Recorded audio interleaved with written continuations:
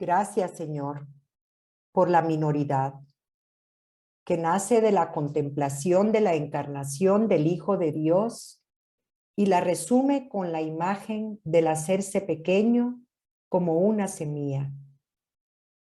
Es la lógica del hacerse pobre. Gracias, Señor, por la minoridad franciscana que se presenta como lugar de encuentro y de comunión con Dios, como lugar de encuentro y de comunión con los hermanos y hermanas, y como lugar de encuentro y de comunión con la creación. Dios creó a todas las criaturas con amor y bondad, grandes, pequeñas, con forma humana o animal. Todos son hijos del Padre y fue tan perfecto.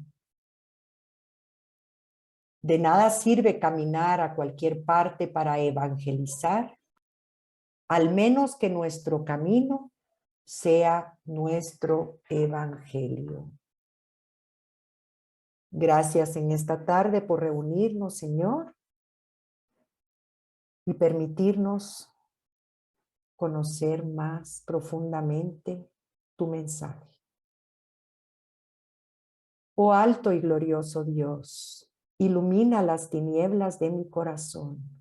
Dame fe recta, esperanza cierta, caridad perfecta, sentido y conocimiento, Señor, para que cumpla tu santo y veraz mandamiento. Amén.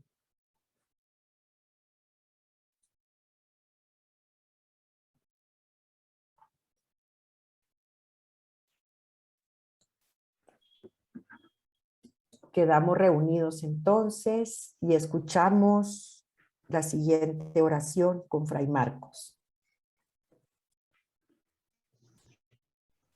Les voy a compartir un momento la pantalla.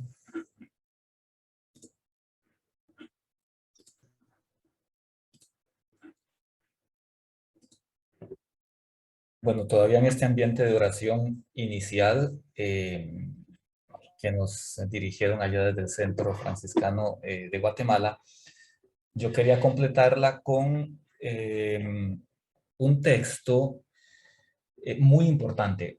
De hecho, hace un mes más o menos se publicó el texto de una oración, de una nueva oración descubierta en un manuscrito, un manuscrito, en realidad el manuscrito se encuentra en la Biblioteca de Madrid, es el manuscrito 1258, y resulta ser que ese manuscrito, que es eminentemente franciscano, tiene muchos textos franciscanos, textos de Francisco de Asís y de Clara de Asís, tiene la regla nobulada, el testamento de Clara, la bendición de Clara, etc. Entre todos estos textos franciscanos que reporta este manuscrito, se encuentra una oración que tiene como título esto que ustedes ven acá. En latín, Oratio Composita a Beato Francisco, que significa en español, oración compuesta por San Francisco. Por cuestiones del destino y quizá un poco inexplicables, este texto ha sido pasado por alto. El texto no era del todo desconocido. Ya en 1974, un fraile llamado Ángel Uribe, trabajando precisamente con este mismo manuscrito 1258 y describiendo este manuscrito, describiendo los textos que contenía el manuscrito, etc. En realidad el códice, como decimos en español, el códice, no es todo un manuscrito, porque tiene también algunas partes estampadas, con impresas, pero la mitad más o menos es manuscrito. El texto es manuscrito, escrito a mano.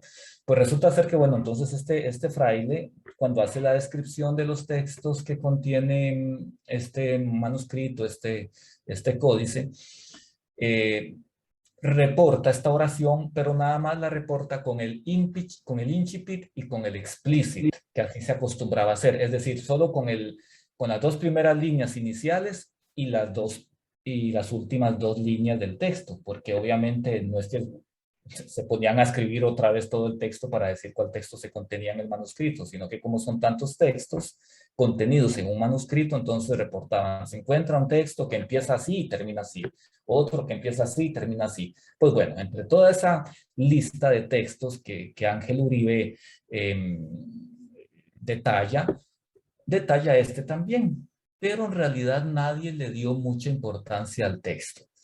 Calle Tanesser, cuando hizo la principal de las ediciones críticas de los escritos, aparte de la que tenemos hoy, y de hecho la que tenemos hoy depende en gran parte de la edición crítica hecha por Calle Tanesser, allá también por la década de los 70 al inicio.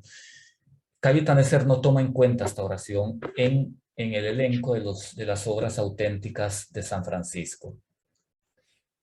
Para empezar, porque cuando él se da cuenta de esta oración, ya estaba por publicar la nueva edición crítica, entonces no tenía como que mucho tiempo para meterse a hacer un estudio adecuado y serio y profundo.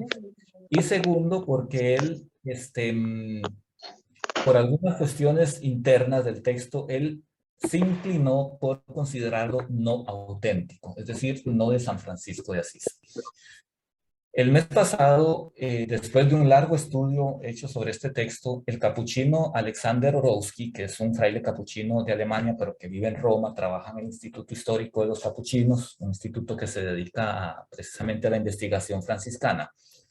Alexander Orowski presenta este texto en una revista que se llama Frate Francesco, sería Hermano Francisco en español, pero el nombre es en italiano, Frate Francesco. Y entonces presenta un estudio bastante completo de este texto.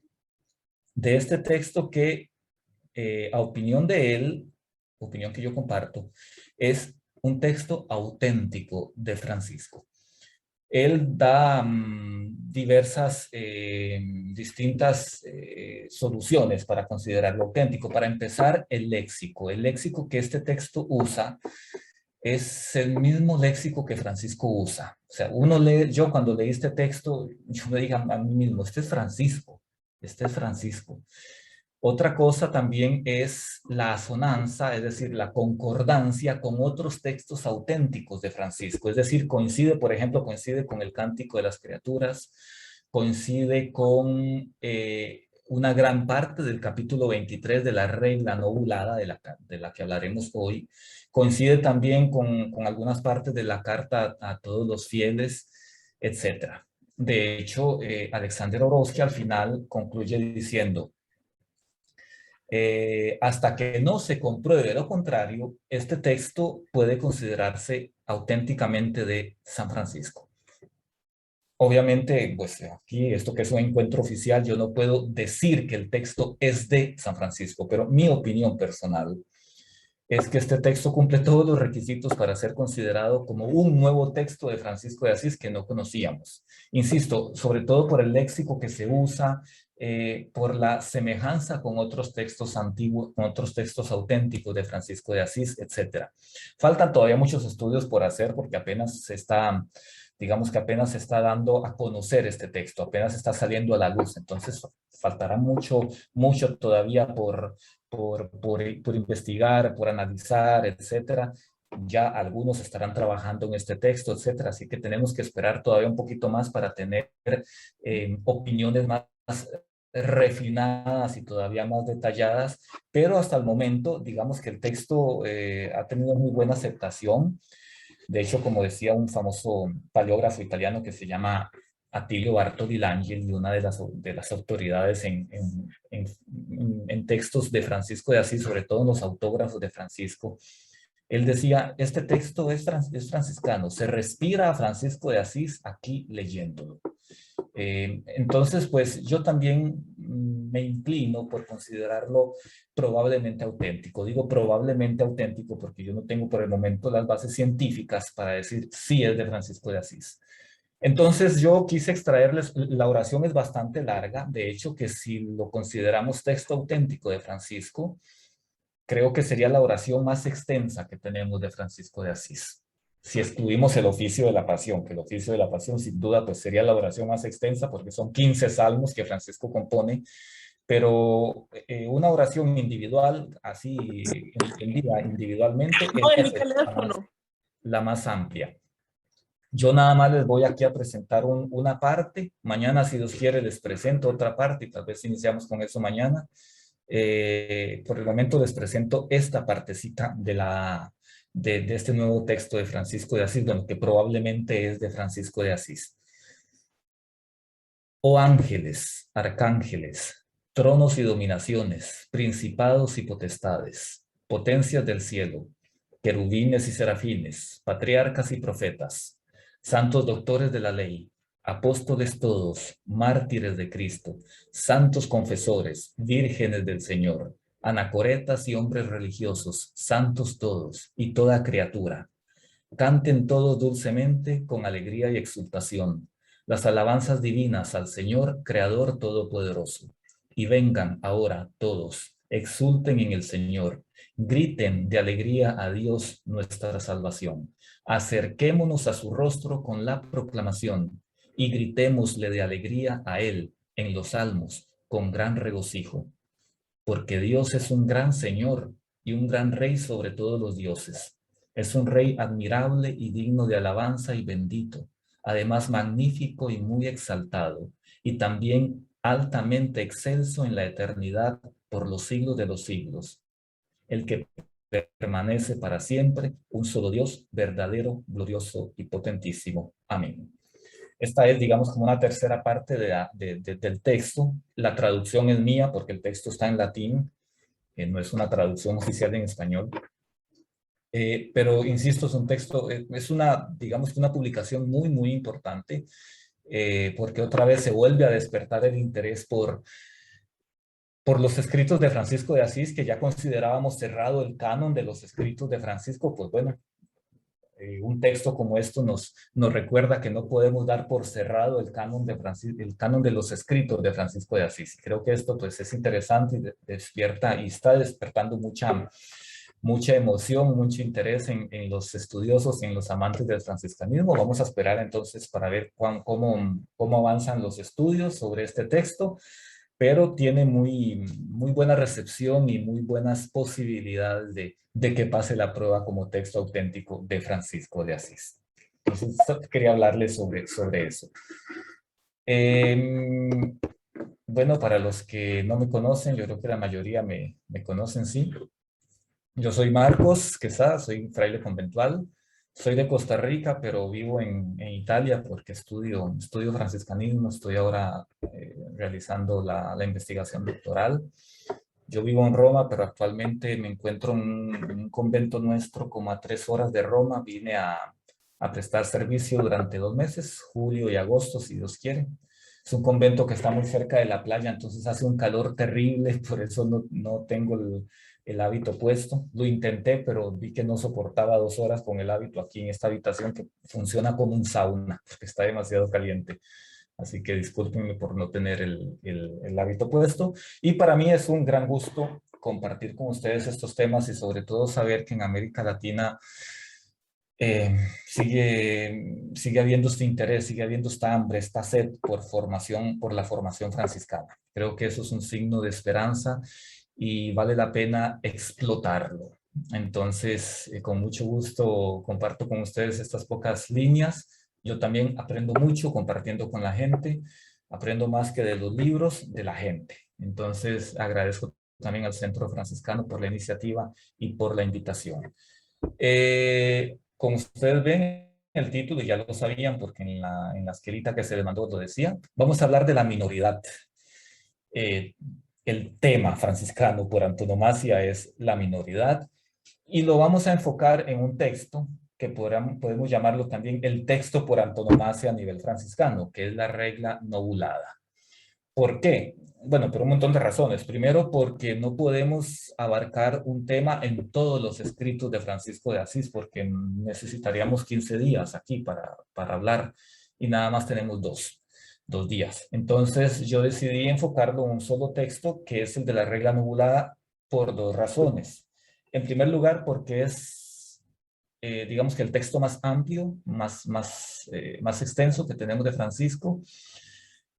Y segundo, no solo los más extensos, sino también uno de los más centrales. La regla nobulada es parte de la columna vertebral de la historia del franciscanismo. Es un texto que condensa en un modo muy claro y en un modo muy sintético no solo la espiritualidad de Francisco de Asís, sino toda la aventura inicial del movimiento que se gestó en torno a Francisco de Asís. Así que es un texto riquísimo, riquísimo, no solo para entender al fundador, sino también para comprender los inicios de la orden por él fundada. Así que por esta razón, escojo la regla nobulada como texto y también porque en toda esta seguidilla de aniversarios que tenemos de los textos franciscanos, el texto del que celebramos el primer aniversario es la regla nobulada, que precisamente el año pasado, en el 2021, celebramos los 8 siglos de este texto. El texto fue concluido en mayo del año 1221. Entonces, en mayo del año pasado, la regla nobulada cumplió 800 años de historia. Este año, en el 2022, hay otro texto de Francisco de Asís que está cumpliendo 800 años, es la carta a un ministro, un texto preciosísimo, también pequeñito y preciosísimo. El próximo año será la regla bulada, que fue aprobada en noviembre de 1223. Entonces, en el 2023 también se cumplen 800 años, 8 siglos de este texto.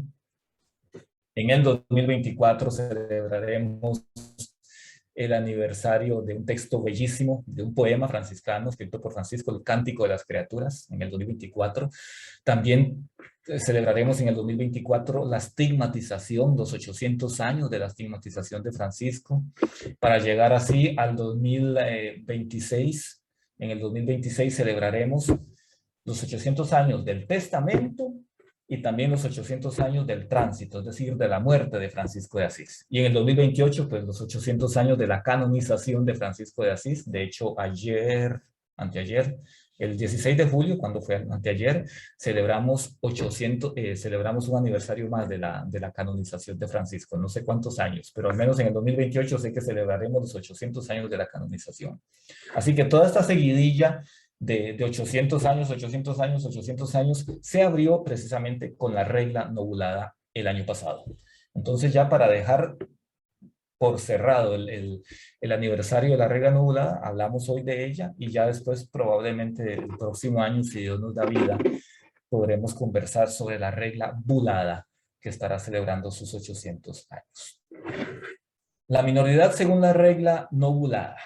Creo que para precisar mejor el título, de acuerdo al vocabulario de Francisco, tendríamos que llamar esta presentación Ser menores en el pensamiento de Francisco de Asís, porque como ya veremos, Francisco no usa la palabra minoridad, pero sí habla mucho y en muchas partes de el ser menores, de la vocación a vivir como menores. Entonces vamos a hablar precisamente de eso, de cómo, qué entiende Francisco por ser menores, enfocada a esta reflexión sobre todo en la regla nobulada, aunque citaré algunos otros textos de las hagiografías, algunos testimonios externos de cronistas de aquella época, y también algunos otros textos de Francisco que nos ayudarán a clarificar mejor el pensamiento del santo.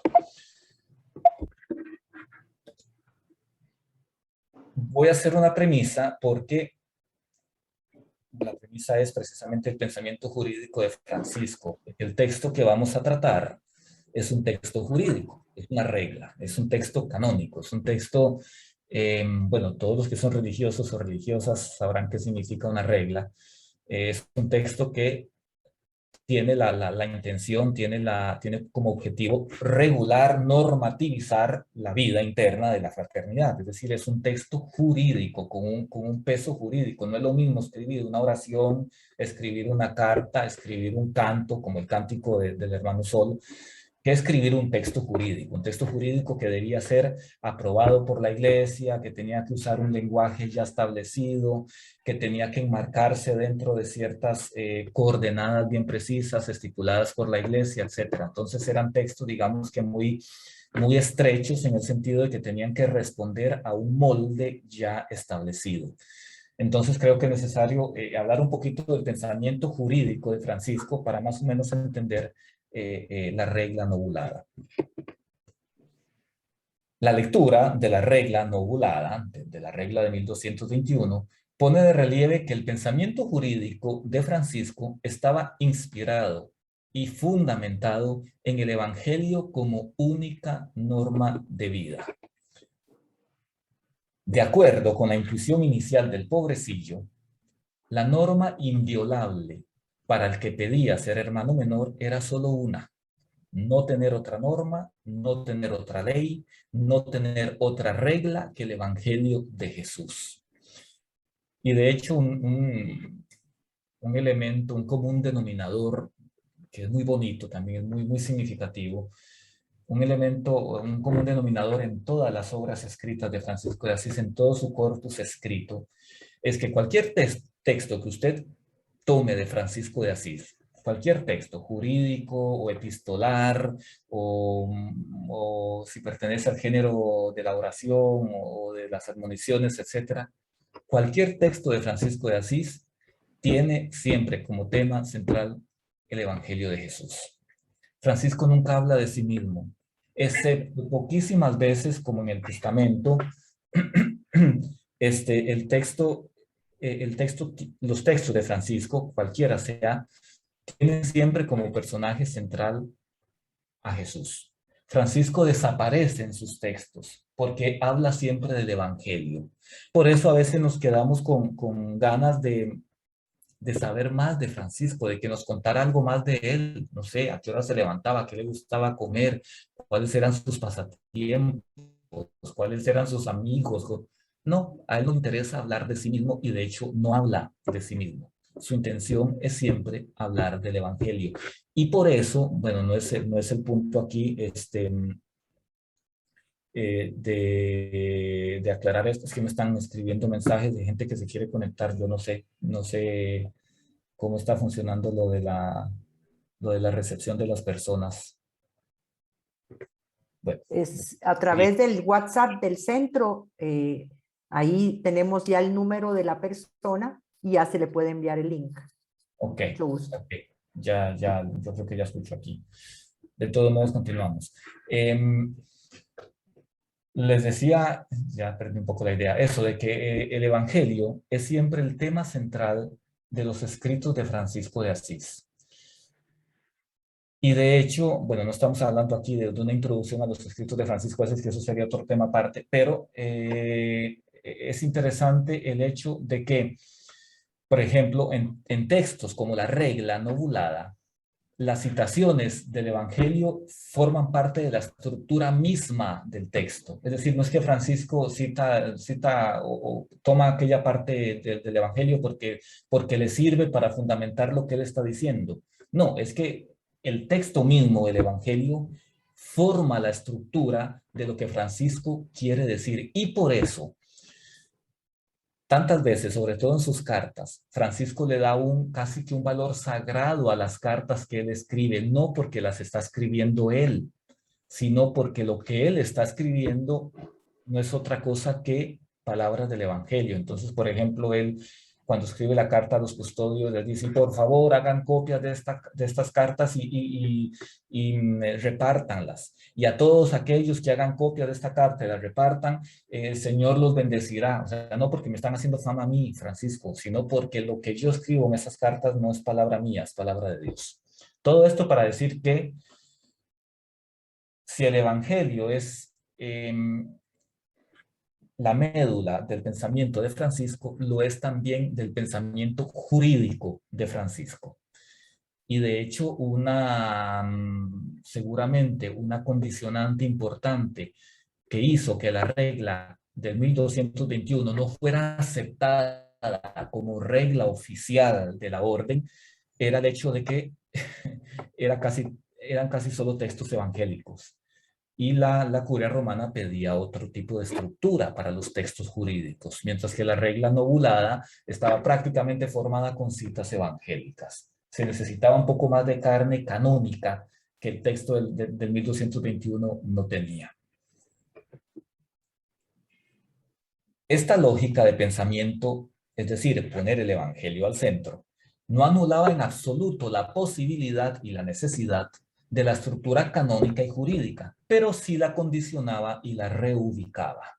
Es decir, el hecho de que Francisco considerara que la única regla de los frailes era el Evangelio, no significaba que Francisco dijese en algún momento, no, yo no quiero ninguna regla, yo rechazo la posibilidad de que la curia romana me imponga una regla, porque para mí la regla es el Evangelio. No, Francisco supo inteligentemente combinar ambas cosas. Es decir, conservar la centralidad del Evangelio como única regla, pero al mismo tiempo encuadrar esto en una norma canónica que ya de por sí era obligatoria. Y entonces esta norma canónica, este pensamiento jurídico, resultaba totalmente condicionado por la visión evangélica. Es decir, el Evangelio era el que indicaba cómo entender y cómo vivir la norma canónica en la Fraternitas primitiva, en la fraternidad fundada por Francisco de Asís. Las normas canónicas, es decir, regla, constituciones, estatutos o como les llamemos, no son más que un instrumento para lograr una efectiva relación existencial y teológica con el misterio de Dios. Misterio que Francisco descubrió en Cristo pobre y crucificado. La norma, esto es una cuestión evangélica, la norma debe ordenarse a favor del hombre, como dice Marcos, el Evangelio. De lo contrario, se desnaturaliza. De hecho, la semana pasada, creo que el miércoles o jueves, escuchábamos este Evangelio donde los fariseos criticaban a los discípulos porque el día sábado habían arrancado espigas, se habían comido y pues, lo habían hecho porque tenían hambre, pero el hambre no le interesaba a los fariseos, le interesaba solo el hecho de que los discípulos de Jesús y Jesús mismo habían irrespetado el sábado. Entonces Jesús terminaba ese evangelio, ese texto, el que leíamos en la misa, diciendo, porque yo soy el Señor del sábado. Y en la otra versión de los sinópticos, Jesús usa esta frase, este dicho que es muy lindo, que es muy, más que lindo, es muy revolucionario. Porque el sábado, es decir, la ley, está hecha para el hombre y no el hombre para la ley, no el hombre para el sábado. Porque de lo contrario, la ley se desnaturaliza y se vuelve tirana, se vuelve déspota. La ley no es la vida, en el pensamiento de Francisco y también en el pensamiento de Jesús. De hecho, esto Francisco lo aprende de Jesús. La ley no es la vida, pero emana de ella y a ella conduce. Entonces, la lectura de la regla nobulada debe ser para nosotros la aprehensión de una experiencia viva y concreta. Como experiencia viva y concreta lo es también el Evangelio de Jesús. La regla es el Evangelio, esto hay que aclararlo, o sea, es el Evangelio no en un sentido de equiparación, no es que la regla que escribió Francisco y el Evangelio están a un mismo nivel, no. Pero la regla es el Evangelio en el sentido de que ella, la regla, contiene la particular forma en que el Señor reveló a Francisco que debía vivirlo. Es decir, en la regla y sobre todo en la regla nobulada, se contiene la forma que Dios le reveló a Francisco para vivir el Evangelio. El Evangelio se puede vivir de 1000 formas, pero Dios le reveló una en específico a Francisco para vivir y para concretizar y para contagiar y para anunciar este Evangelio. ¿Y cuál era esa forma? ¿Cuál era este misterio único que Dios le reveló a Francisco y que parece ser que al menos antes de Francisco no se lo había revelado a ningún otro, al menos no en estos términos? Pues no es otra cosa que la minoridad. Esta particular y original forma de vivir el Evangelio, de encarnar la buena noticia de Jesús, es la minoridad. La minoridad, que es el más original de los valores franciscanos. El franciscanismo, digamos que podemos considerarlo como un árbol con muchas ramas. Cada rama es un valor, no sé, podemos hablar de la fraternidad, que es un valor central también en el franciscanismo, de la pobreza, de la generosidad, de la humildad, de la restitución de todos los bienes a Dios, de la alegría, de la ecología integral, etcétera. Todos estos son valores franciscanos. Pero son valores franciscanos porque en medio está la minoridad. Ok, me explico. La minoridad es el valor que hace que todos los demás valores sean franciscanos. Porque la pobreza la viven también los benedictinos, la pobreza también la profesan los dominicos, la profesan los agustinos recoletos, la profesan los carmelitas. Y esa no es pobreza franciscana. ¿Qué es lo que hace que la nuestra sea pobreza franciscana? Pues el hecho de que es una pobreza vivida desde la minoridad. ¿Qué es lo que hace que nuestra fraternidad sea una fraternidad franciscana y no una fraternidad salesiana y no una fraternidad diocesana? De hecho, hoy los diocesanos también viven en fraternidad. Pero ¿cuál es la peculiaridad propia de la nuestra? ¿Qué es lo que hace franciscana nuestra fraternidad? Pues el hecho de que nuestra fraternidad se gesta en el humus de la minoridad. Entonces, la minoridad es la que hace o es la que tiñe de franciscanismo todos los demás valores.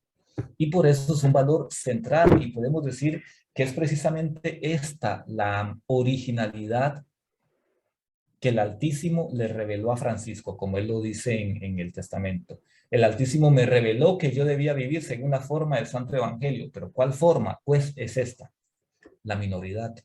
Porque los otros demás valores, que son igualmente importantes, que son igualmente valiosos, pero coinciden con los valores de las demás familias carismáticas. Todos los demás, no solo nosotros profesamos el sin propio, no solo nosotros profesamos la castidad, no solo nosotros vivimos en fraternidad, pero sí solo nosotros promovemos y vivimos y tratamos de ofrecer como estilo de vida la minoridad. Esta es, como les digo, la idea más original de los valores franciscanos. Y por eso es centralísimo, no solo en el pensamiento, sino en el carisma de Francisco de Asís. Me encanta esta definición que da Tomás de Celano en el Memorial. Vuelvo a repetir una vez la misma historia que he dicho siempre cuando hablo de Francisco sobre la nomenclatura de las obras de Francisco. Ya no se puede usar aquello de primera Celano y segunda Celano. Eso ya no existe porque para empezar no son los títulos que Celano dio a las obras y en segundo lugar porque son títulos que generan confusión. Esa que antes se llamaba Segunda de Celano se llama en realidad el Memorial de los Deseos del Alma, que se abrevia en español Memorial. Entonces, cuando ustedes vean, porque ahora de ahora en adelante, o sea, ya hace un tiempo para acá, perdón, ya se usa solo la nomenclatura correcta. Ya los estudios franciscanos no van a usar porque eso es equivocado. Se usa esta para el memorial, que es la que antes se llamaba Segunda de Celano. Ya después les voy a mostrar la abreviatura correcta para la que antes llamábamos Primera de Celano. Entonces, Tomás de Celano en el memorial, que es una obra grande que él compuso más o menos en el 1247, entre el 1244 y 47, él compone esta monumental obra que es una hagiografía de Francisco de Asís que se llama El Memorial. Y da esta pequeña definición de Francisco. El siervo de Dios Francisco, pequeño de talla, que efectivamente era pequeño y feo, así como yo. Era pequeño de talla, humilde de alma, así como yo, no, ahí sí ya no, y menor por profesión. Vean qué lindo, pequeño de talla, humilde de alma y menor por profesión. Una descripción física, una descripción espiritual y una descripción carismática hace Tomás de Celano aquí de Francisco de Asís. Menor por profesión, profesión entendido obviamente como vocación, no como profesión como lo entendemos nosotros hoy. Entonces ya los mismos hagiógrafos en aquel momento ya entendían a Francisco como un alma menor, es decir, como uno que había recibido una vocación particularmente única, y que era esta de la minoridad. Esta minoridad de Francisco es absolutamente ajena a una baja autoestima de sí mismo. Es decir, no es que Francisco escoge hacerse el más pequeñito, el humilde, el humillado, el bueno para nada, porque en realidad sufría de una baja autoestima horrible o de una de una falsa presunción de humildad. No tiene nada que ver, absolutamente. Es ajeno a cualquier tipo de patología psicológica. Ya lo veremos más adelante y basta leer los escritos de Francisco de Asís para darse cuenta que la minoridad, el hacerse menor, el hacerse pequeño, no tiene que ver absolutamente nada con una baja autoestima. Todo lo contrario, parte de un perfecto conocimiento de sí mismo, de una visión de sí mismo absolutamente objetiva y también realista. Pero entonces, ¿qué es la minoridad en el pensamiento de Francisco y cómo la expone él en este texto específico que estamos poniendo al centro de nuestra reflexión hoy, que es la regla del 1221? La minoritas, así se dice en latín, minoridad, minoritas, podemos, para llegarle al núcleo de lo que Francisco entendía por minoritas, por minoridad, yo les hablo acá un poco de las premisas terminológicas, de las premisas históricas del término y de las premisas evangélicas. Entonces vamos un momento a la cuestión lexicológica, al vocabulario, a las premisas terminológicas, porque minoritas, minoridad, es un término absolutamente ajeno a Francisco. Francisco nunca, al menos de los textos auténticos que nosotros tenemos hoy,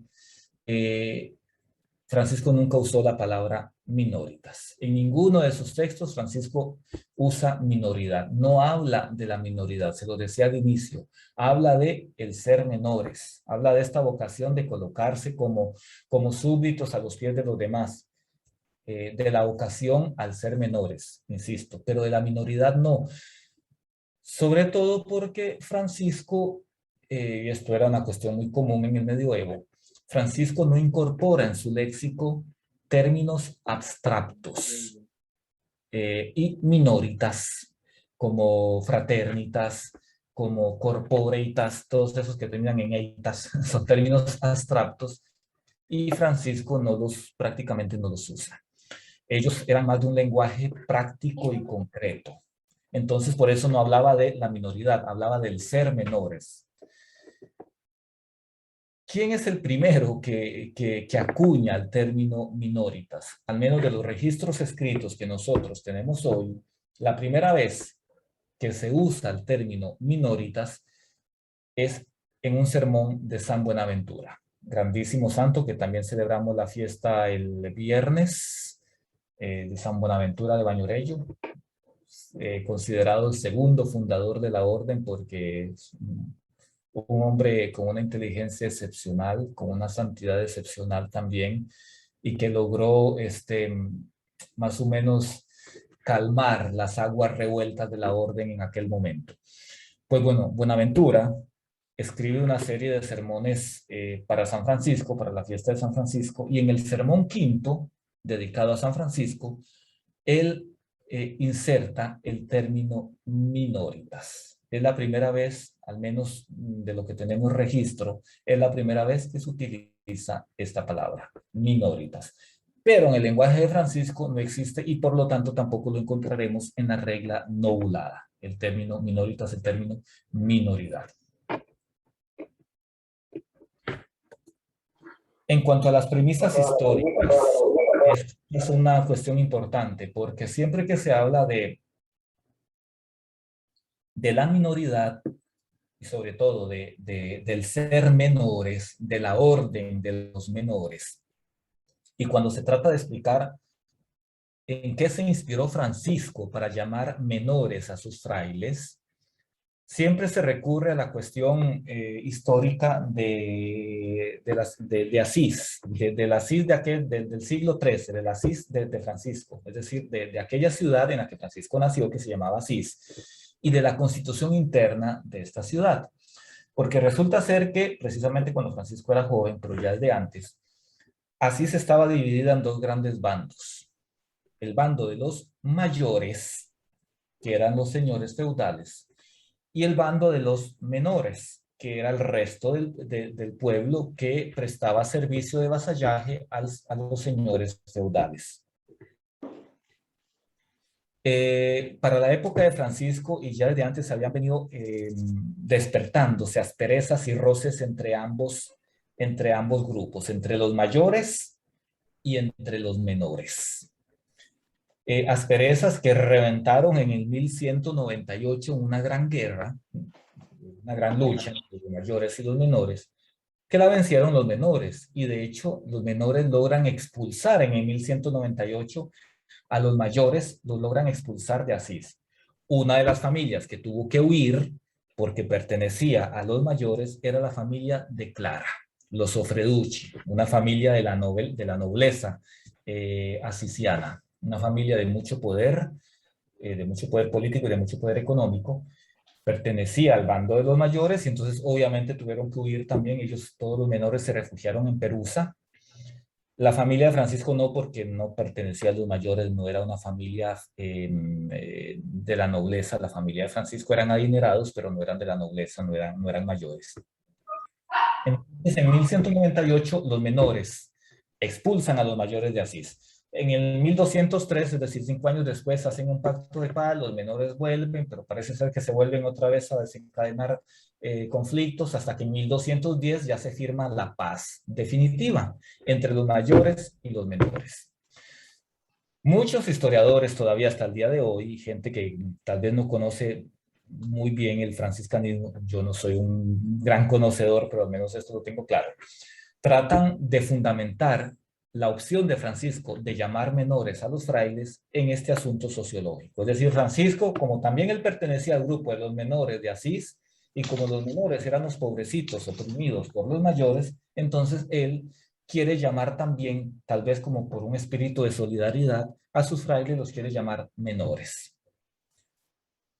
Decir eso es demostrar que no se conoce en nada la historia de Asís y que no se conoce nada de Francisco. Porque tanto los mayores como los menores eran grupos de poder, eran partidos políticos, eran facciones contrapuestas, pero no era que los menores eran los pobrecitos débiles, oprimidos de siempre. No, de hecho en el 1198 ellos son los que vencen y expulsan a los mayores de Asís. Ambos eran grupos políticos, ambos eran facciones de poder, con ideas contrapuestas, con proyectos políticos antagónicos. Entonces no podemos decir que Francisco se inspira en un grupo político para llamar así a su orden. Seguramente, y es obvio suponerlo, que el ambiente de su ciudad, que la constitución civil e histórica de la CIS de aquel entonces, tuvo que influir lógicamente en las decisiones de Francisco, y tal vez en cierto modo en el nombre que él escoge, pero no en el sentido de fundamentar la opción de Francisco de Asís por la minoridad. La minoridad franciscana no se fundamenta en opciones políticas, no tiene su punto de partida, no tiene su punto de inspiración en un grupo político, como lo eran los menores. Esta aclaración la hago porque incluso yo preparando esto me encontré varios textos donde todavía siguen hablando, siguen colocando a los menores de Asís como punto de referencia para entender la decisión de Francisco de llamar menor a su orden, la orden de los frailes menores. No, no es así. Tenemos que ir a las premisas evangélicas, porque ahí sí tenemos el fundamento del cual parte Francisco para llamar menores a sus frailes. Ya lo veremos más adelante, pero nada más aquí les adelanto. Para Francisco, el hombre menor por antonomasia, el hombre menor por excelencia, el modelo de la minoridad es Jesús. Jesús de Nazaret, que se deja despedazar en una cruz de esclavos, que se hace nada, que se hace maldición, que se hace maldito pecado, como dice San Pablo en una de sus cartas. Ese Jesús despojado, humillado, siervo sufriente, desfigurado, ese Jesús gusano de tierra, como lo llama Elías, o sea, porque de hecho Jesús se apropia a sí mismo de la lectura que leemos el Viernes Santo, cuando se le aplica a Jesús ese texto de Elías de yo soy un gusano, yo soy gusano y no hombre. Esa imagen cristológica, ese Jesús de la kenosis, ese Jesús humillado, ese Jesús abajado, ese Jesús sin trono real, trastornó a Francisco. y de ahí es donde viene la inspiración de la minoridad. Terminará coincidiendo con el término menores de Asís. Y quizá, en cierto modo, estos menores inspiraron a Francisco, pero no fundamentan la opción de Francisco, porque la opción por la minoridad es una opción evangélica, no sociológica. Veamos entonces la minoridad como nombre. Bueno, si alguien tiene una pregunta o una intervención, yo creo que puede levantar la mano ahí y le abren el micrófono. Yo tampoco voy a hablar mucho, dentro de un ratito ya me callo para conversar un rato. La minoridad como nombre y como proyecto de vida. Veamos un poco la minoridad como nombre, porque para empezar, la orden que Francisco fundó tiene en el título la palabra minoridad. Él fundó la orden de los hermanos menores. Sin embargo, no se llamaban así desde el inicio. Cuando estaban en Ribotorto, es decir, a los comienzos, ellos se presentaban, nos lo cuentan los hagiógrafos, como penitentes de Asís. Todavía no sabían cómo llamarse, como penitentes de Asís, como pobres de Asís, etc. Incluso cuando vienen a Roma a presentarse ante el Papa Inocencio III, ellos no tenían un nombre definido. Y la regla novulada lo comprueba, porque es que aquí no tengo el libro, porque no estoy en mi convento, no tengo los escritos, pero en el capítulo 2, creo, en el capítulo 2 de la regla, en el versículo 1, cuando Francisco está hablando de los frailes, dice, y la vida de estos frailes, o sea, no tienen nombre, ¿por qué no se lo menciona? Porque seguramente ese texto, ese versículo de la regla novulada, pertenece a la protorregla del 1209 que Francisco presentó a Inocencio III, cuando todavía no tenían nombre. Entonces, ahí en ese texto lo que decía es, la vida de estos frailes es esta, vivir el evangelio. La vida de estos frailes. Es imposible que en un texto jurídico Francisco no mencionara, si ya lo conocía, si ya lo hubiese escogido, el nombre oficial que él quería dar a su orden. Tendría que haber dicho, la vida de los hermanos menores es esta. Pero no, el texto dice, la vida de estos frailes. Quiere decir que ese fragmento así literalmente viene de la protorregla de 1209, cuando todavía los frailes, insisto, no estaban bautizados, no tenían el nombre oficial de hermanos menores. Solo después empezarán a llamarse así. Y gracias a un testimonio externo, a un testimonio de un cronista llamado Bucardo de Ursper, sabemos que al principio se llamaban también pobres menores. Y le pongo aquí, les muestro el texto de Bucardo. Bucardo no es un fraile, es interesante porque es un testimonio externo al orden, a la orden franciscana.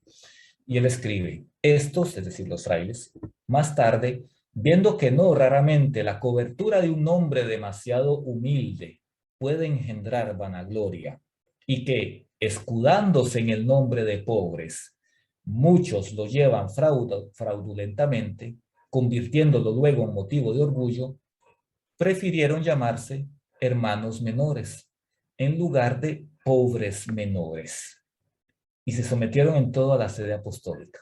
Así explica Bucardo de Ursper la decisión de Francisco de llamar a su orden hermanos menores. Primero se llamaban pobres menores, pero dice Bucardo que Francisco se dio cuenta que el nombre de pobres menores podía servir de trampa, de tentación a los frailes para presentarse como más pobres que los demás.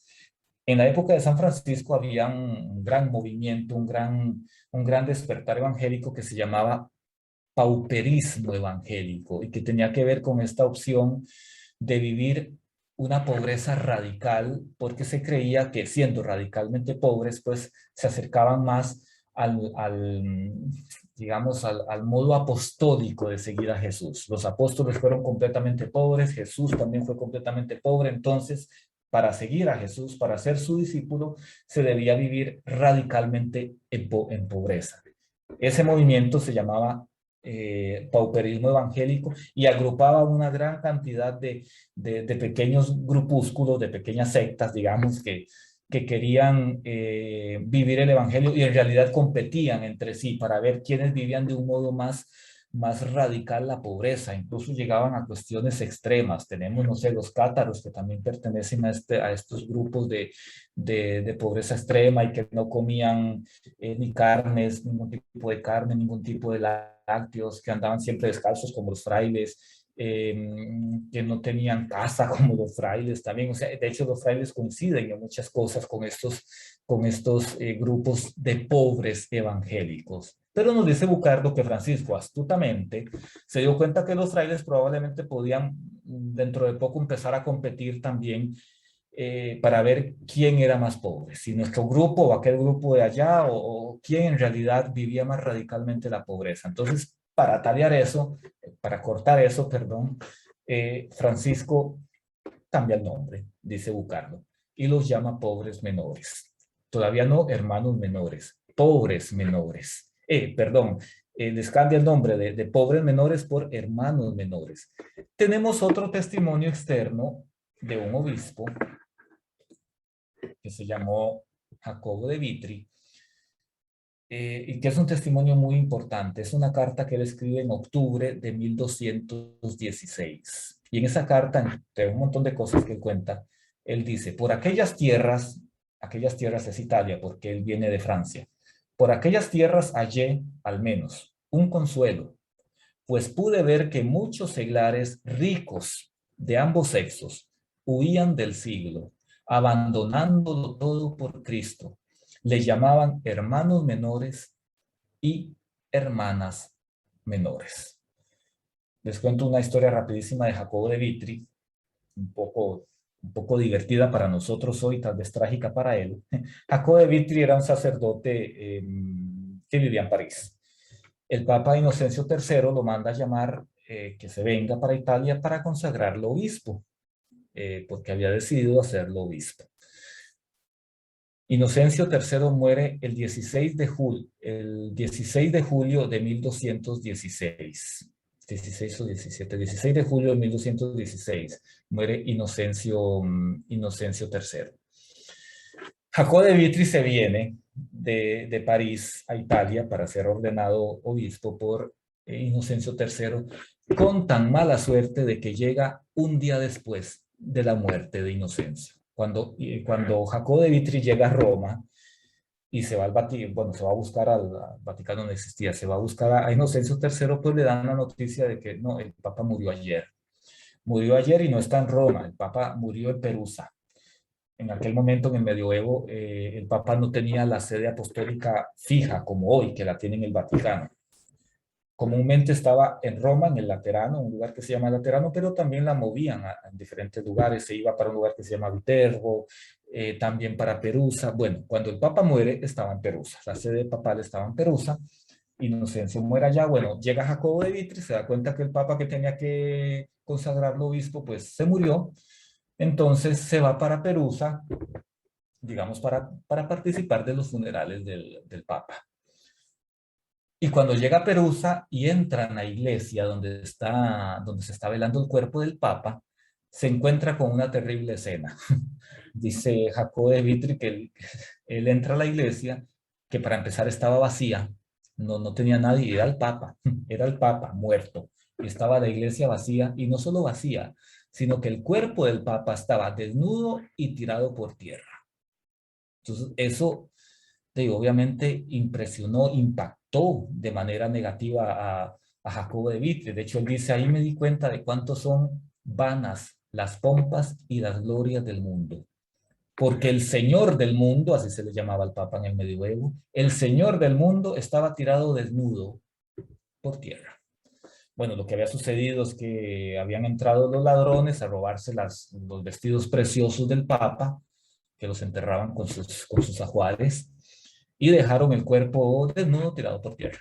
Por eso, cuando escribe esta carta, él dice, aparte de esta desgracia, hallé al menos un consuelo.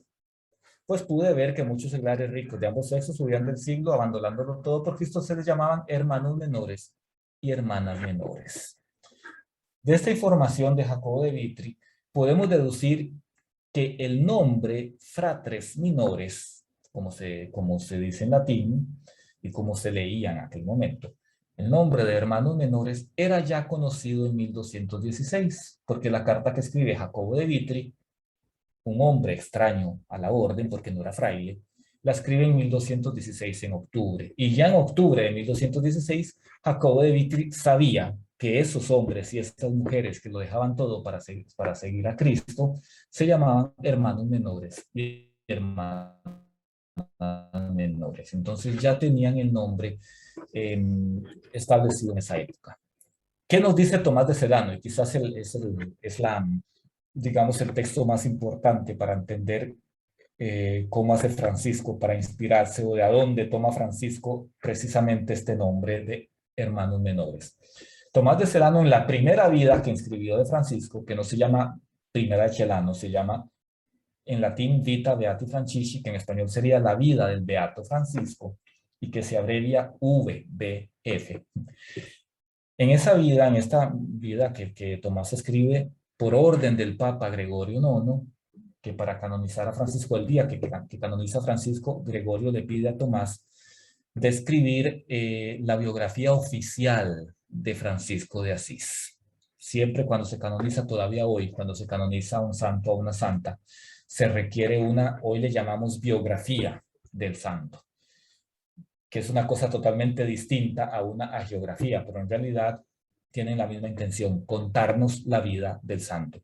Bueno, la biografía oficial, la hagiografía oficial de Francisco de Asís para su canonización estuvo a cargo de Tomás de Celano por petición del Papa, no de la orden. No fue la orden que le pidió a Tomás de Celano escribir la vida del Papa, la vida de Francisco. Fue el mismo Papa, Gregorio IX. En esta vida, Tomás de Celano nos dice lo siguiente, en el capítulo 38, versículo 3, y también la compilación de Asís reporta este mismo pasaje, pero nos quedamos con la vida del Beato Francisco. Dice Celano, fue él, Francisco, efectivamente, quien fundó la orden de los hermanos menores y quien le impuso ese nombre en las circunstancias que a continuación se refieren.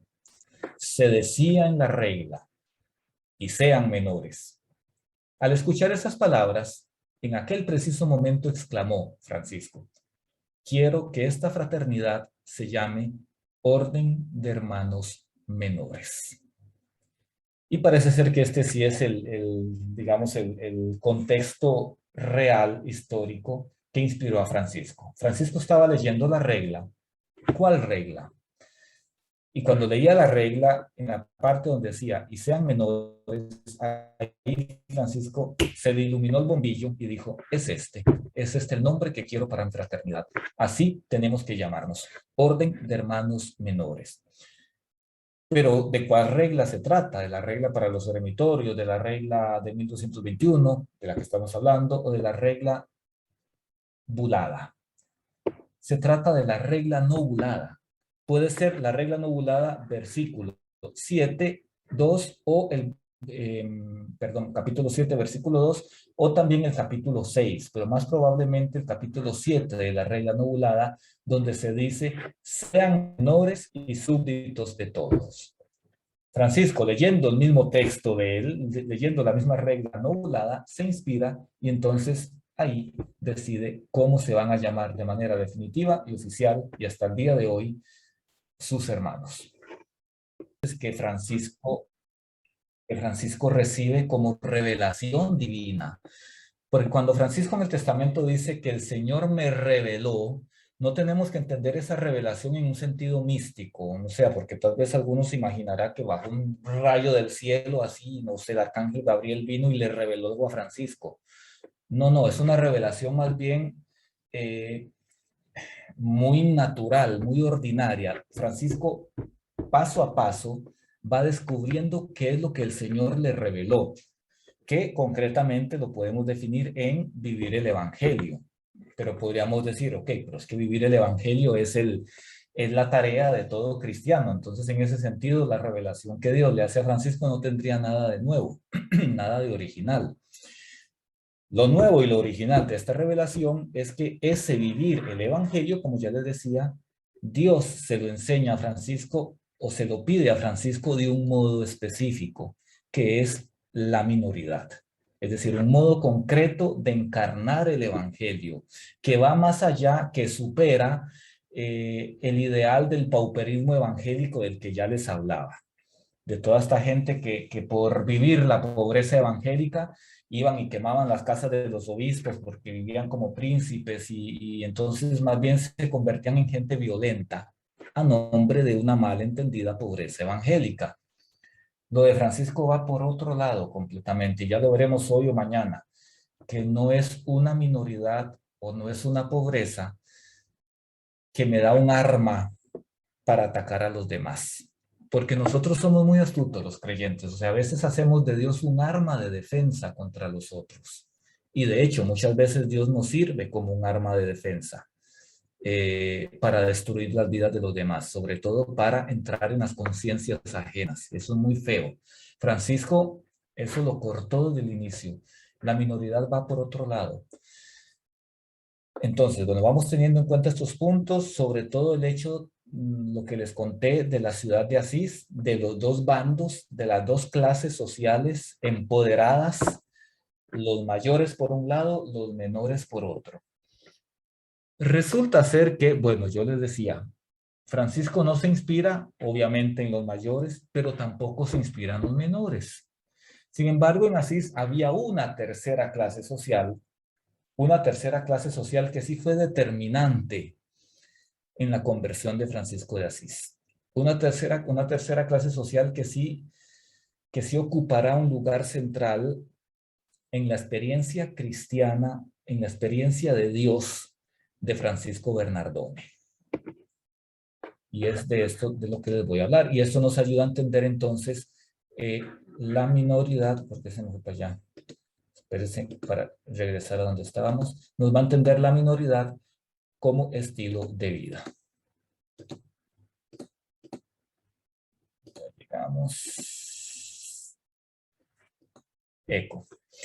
La regla de 1221, es decir, la regla novulada en el capítulo 9, versículo 5, nos recuerda lo que ya les decía, que en la ciudad de Asís existía una tercera clase social, compuesta no por los mayores, no por los menores, sino por la gente de baja condición y despreciada. Y el texto de la regla nos lo dice así.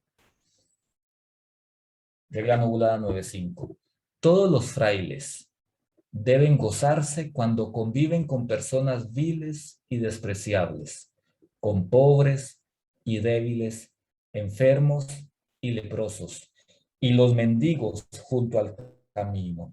Y cuando fuere necesario vayan por limosna y no se avergüencen, y más bien recuerden que nuestro Señor Jesucristo fue pobre y huésped y vivió de limosna. Entonces, ¿cuál es esta tercera clase? Esta.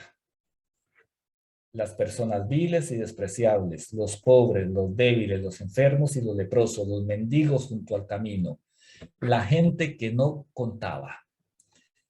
Porque de hecho en un estudio que se hizo, un estudio completo sobre el archivo histórico de la ciudad de Asís, un estudio que lo hizo un fraile de apellido Cenci sin italiano, no sé, en español sería como Sensi. Él hasta el día de hoy ha sido el estudio más completo del archivo histórico de Asís que se ha hecho. Y él, una de las cosas que recalca es que esta gente ni siquiera aparecen en los archivos. Es decir, no eran consideradas ciudadanas estas personas. Los pobres, los despreciables, los leprosos, los tirados a la orilla del camino, que eran muchos en aquella época. Ya de por sí hoy los mendigos en las calles son bastantes. Tenemos que multiplicarlo seguro por 200 para imaginar cómo era el panorama en el medioevo. Las calles estaban abarrotadas de gente que moría de hambre en las calles. A eso se unía el terrible paisaje de los leprosos. Temidos por todos, odiados por todos, rechazados, etc. Bueno, esta gente, que no eran ni siquiera considerados ciudadanos, conformaban esta otra tercera clase social, completamente descartada, completamente arrinconada y que no contaba para nadie y que no contaba para nada. Y que obviamente no llegaban al nivel de los menores, porque los menores, les decía hace un rato, eran un grupo de poder, eran una facción política, tenían sus saberes, tenían sus armas, tenían su organización interna, funcionaban como un partido. Estos no tenían nada, ni siquiera nombre, ni siquiera la posibilidad de ser considerados ciudadanos. Y es a esta gente a la que Francisco quiere llegar. Y es con estos con los que Francisco quiere estar y le pide a los frailes estar con esta gente. Los hermanos deben habitar entre estos enfermos, entre estos leprosos, entre los moralmente débiles, entre los miserables y los indeseables, entre los despreciados como menores, entre menores. Porque los pobres no solo son pobres económicamente, están también los pobres moralmente. De ellos habla Francisco también, de los que pecan. De hecho, cuando Francisco habla de la confesión, él dice en el testamento, y yo me quiero confesar con el más pecador de los sacerdotes, porque en el medioevo todavía ellos pensaban que si un sacerdote era pecador como yo, entonces los sacramentos que ese sacerdote celebraba no eran válidos, porque era un sacerdote pecador. Pues Francisco dice, precisamente con esos moralmente pobres, moralmente cuestionables, con eso me quiero confesar yo. O cuando, por ejemplo, en la carta a un ministro, Francisco le dice al ministro, y precisamente a ese hermano que peca, si peca 1000 veces más delante de tus ojos, 1000 veces muéstrale misericordia. Y no le pidas tú, porque no tienes el derecho, no le pidas que sea mejor cristiano. Simplemente ámalo. Ahora sí. Entonces, es con esta gente con la que los frailes deben convivir y convivir alegremente, no con malas caras. Y deben convivir no solo para servirlos con amor evangélico, a todos estos pobres, a todos estos despreciables, a todos estos sin nombre, sino para ser y estar con ellos. Eso es importante. No solo para llevarles de comer, no solo para curarlos, no solo para buscarles algo donde dormir. No, para ser y estar con ellos, para pasar lo que pasan ellos, para sufrir lo que sufren ellos, para sentir lo que sienten ellos. Recuerden ese episodio, no se cuentan los escritos, porque Francisco no nos cuenta cosas de él, sino que nos lo cuentan los hagiógrafos. Este episodio cuando Francisco viene a Roma, y que llegado a San Pedro, a la basílica de, bueno, no existía la basílica de San Pedro, llegado al Laterano, cuando va a visitar al Papa, se encuentra en la calle con muchos pordioseros. Y entonces Francisco, en un impulso de solidaridad y para sentir qué es lo que sentían ellos, se disfraza entre comillas de indigente y se pone entre ellos a ser humillado como eran humillados ellos. Eso es lo que más o menos se le entiende por estar con esta gente, estar con esta tercera clase social. Y eso es lo que él entendía por minoridad también. Wow. El Señor, y bueno, esto lo entendemos también en el testamento, porque cuando Francisco cuenta el evento central de su conversión, lo que desencadenó su conversión, lo que marcó un antes y un después en su historia personal de fe, él lo cuenta así. El Señor de esta manera me dio a mí, Fray Francisco, el comenzar a hacer penitencia, porque, como estaba en pecados, me parecía extremadamente amargo el ver a los leprosos, y el Señor mismo me condujo entre ellos, e hice misericordia con ellos. Este es el corazón de la conversión de Francisco. Si nosotros leemos la versión de los hagiógrafos de Tomás de Celano, de los tres compañeros, sobre todo de los tres compañeros de Buenaventura, cuando nos cuentan la conversión de Francisco, ellos nos cuentan una historia muy distinta. Por ejemplo, sobre todo los tres compañeros nos hablan de que lo que marcó un antes y un después en la conversión de Francisco fue prácticamente la locución que él tuvo con el Cristo de San Damián. Francisco que va a rezar aquella capillita que se estaba cayendo de San Damián, hay un gran Cristo ahí que todavía está en el protomonasterio de Santa Clara, las clarisas conservan este gran Cristo de San Damián, el original. Y entonces Francisco rezando ante este Cristo, el Cristo le habla, dicen los agiógrafos. Y entonces le dice Francisco, va y repara mi iglesia que como ves está por derrumbarse. Y Francisco levanta los ojos y se da cuenta de que sí, que esa capillita está a punto de caerle encima y aplastarla. Pues eso es lo que nos cuentan los agiógrafos. Y eso entonces desencadena todo un repensarse de sí mismo en Francisco. Pero Francisco no nos cuenta eso. Francisco no nos dice nunca en su testamento que si yo estaba rezando ante el Cristo de San Damián y el Cristo de San Damián me habló y yo lo escuché. No, sí, el Cristo le habló, pero le habló de una manera muy distinta. Le habló a través de los leprosos. No quiere decir esto que lo que nos cuentan los agiógrafos digamos, del encuentro místico con el Cristo de San Damián sea mentira o no haya sucedido. No quiere decir eso. Lo que sí quiere decir esto es que si eso del Cristo de San Damián sucedió, Francisco no lo consideró un elemento central de su vida. Porque al final de su existencia, cuando Francisco hace su memoria autobiográfica, porque eso es el testamento de Francisco, una memoria autobiográfica, Francisco más o menos recuenta en un abrir y cerrar de ojos cómo fue su vida cristiana, cómo se convirtió. Él no hace ninguna referencia a este evento de la cruz, a esta conversación con el Cristo de San Damián. Quiere decir que al menos en ese momento de su vida Francisco no lo consideró importante. Consideró importante dejar por escrito, eso sí, esto, que el Señor lo llevó en medio de los leprosos y que estando ahí con los leprosos, Él hizo con ellos misericordia. No dice practiqué la misericordia con ellos. No dice fui misericordioso con ellos. No, hice misericordia con ellos. Es decir, misericordia significa la miseria del corazón. Es decir, yo también me hice miseria con estos miserables que daban asco. Yo también me podrí con estos que estaban ya podridos por fuera, porque la lepra les podría la carne a los leprosos.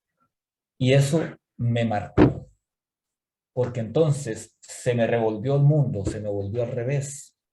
Lo que antes a mí me parecía dulce, es decir, vivir en pecados, vivir centrado en mí mismo, vivir pensando en mis conveniencias, vivir pensando cómo autoexaltarme, cómo conseguir un puesto de brillo en la sociedad, cómo convertirme en un gran caballero, ese era su sueño.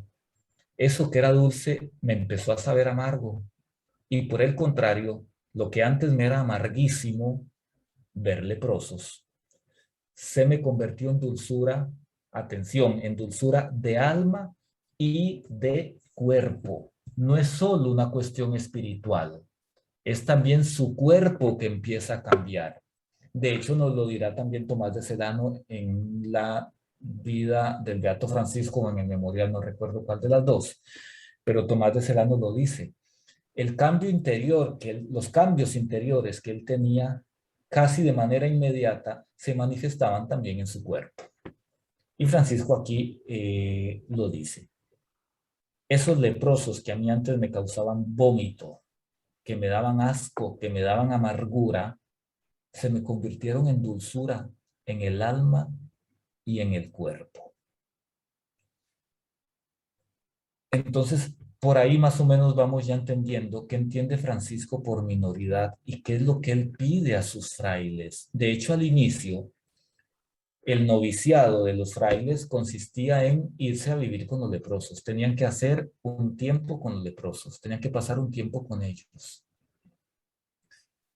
Era como la prueba de fuego, digamos, porque para Francisco esto fue un elemento central. Para Clara también, de hecho Clara fue a servir a los leprosos. Clara, una muchacha de la nobleza. Francisco ni siquiera era nobleza, Clara sí. Y que una muchacha de la nobleza hiciera semejante tontería era una cuestión inconcebible en una ciudad pequeña como lo era la Asís del siglo XIII. Y sin embargo, el Evangelio, el amor por Cristo, lo lleva a hacer este tipo de locuras, porque la minoridad todavía hoy, en un mundo que nos invita a la grandeza, al brillo personal, a la autoafirmación, a la autorreivindicación, la minoridad sigue siendo una locura, sigue siendo como ridícula. La ven como ridícula seguramente, porque en lugar de crecer, tenemos que hacernos pequeñitos. Y eso es difícil de entender hoy y sobre todo difícil de vivirlo hoy. Y Francisco lo vivió de un modo muy concreto. Se fue a vivir con los leprosos, que era prácticamente una condena a muerte, porque si ya todavía hoy la lepra es muy contagiosa, imagínense cómo era esto en el medioevo, con las condiciones sanitarias y sobre todo con los rudimentos médicos de aquella época. Lo cierto es que Francisco coloca este evento como el evento central de su conversión. La condición de los leprosos constituyó un espejo para que Francisco conociera su interioridad, una interioridad que él la percibía como conectada a un estado personal de pecado. De hecho, lo dice en el Testamento. Como yo estaba en pecados, así lo dice en plural, como yo vivía en pecados, es decir, había en él, había en su alma una lepra profundamente arraigada y que seguramente era más mortal y más asquerosa que la lepra física de aquellos pobres contagiados. Pero el mismo Señor lo condujo inter hilos. Les pongo la frasecita en latín porque es interesante. Ese inter hilos significa entre ellos. Y es la misma expresión, el mismo verbo, la misma preposición inter que Francisco usará cuando les dice a los frailes, cuando habla en el capítulo 16 de la regla nobulada, de los frailes que van intersarrachenos, entre los infieles, entre los musulmanes. Tienen que ir con la misma actitud con que él fue a los leprosos, meterse en medio de ellos, no tanto para hacer algo con ellos.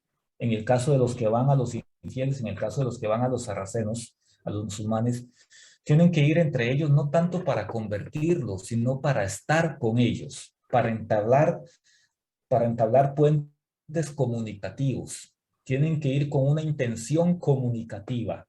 Lo demás es secundario. Si van a anunciar el evangelio, lo anuncian, pero después. De hecho, Francisco lo dice, solo en un segundo momento. Si quieren ser más osados, anuncien a Cristo. Pero la primera vocación para esos que van a vivir entre los musulmanes, que en aquel, si ya hoy por hoy las relaciones entre los cristianos y los musulmanes son todavía tensas, en el medioevo eran prácticamente mortales esas relaciones, se odiaban a muerte, eran enemigos a muerte. Los musulmanes venían a los cristianos para matarlos y los cristianos iban allá a Tierra Santa y a las tierras musulmanas a matar musulmanes. No había ninguna posibilidad y ninguna intención de un diálogo. Pues bueno, Francisco quiere ir inter hilos, entre ellos, a colocarse entre ellos, a meterse entre ellos, no a ofrecer nada, no a convertirlos, sino a estar con ellos. Y es lo mismo que él hace con los leprosos.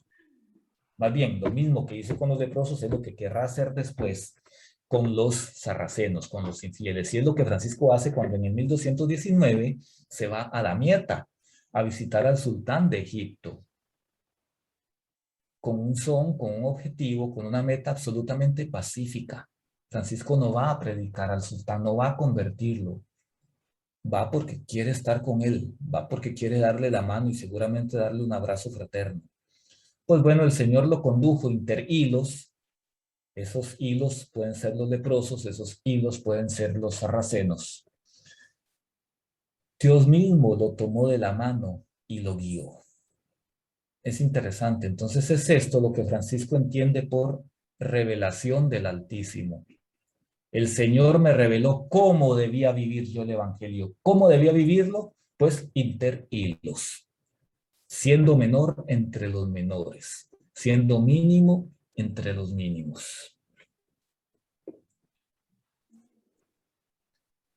Esta decisión, quizás, la decisión de irse con los leprosos, no cambió en absoluto la situación inhumana que vivían aquellos enfermos. Pero lo que sí cambió por completo y de forma profunda y continuada fue la existencia cristiana de Francisco Bernardone. Cambió su alma y cambió su cuerpo. Hubo una inversión completa, radical, frontal de valores.